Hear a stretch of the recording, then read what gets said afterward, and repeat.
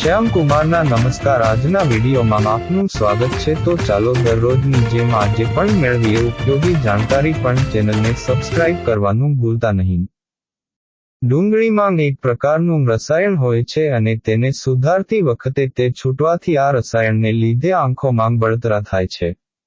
જેથી જ્યારે પણ ડુંગળી સમારતા હોઈએ ત્યારે તેની છાલ ઉતારીને તેને વચ્ચેથી કાપી લઈ 15-20 મિનિટ પાણીમાં રાખી દેવી જોઈએ. ત્યાર પછી જ તેનો ઉપયોગ કરવો જોઈએ.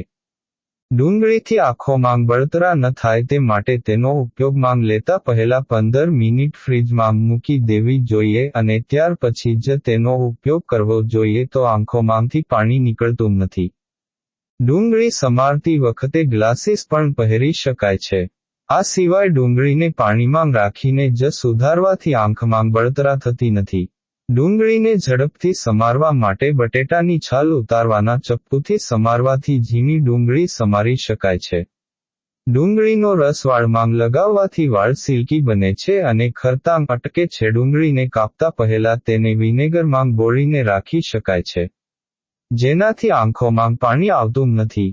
આ રીતે ડુંગળી સમારતી વખતે જો આંખોમાં જલન થતી હોય કે પાણી નીકળતા હોય તો આવી અલગ અલગ ટિપ્સ અપનાવી શકાય છે.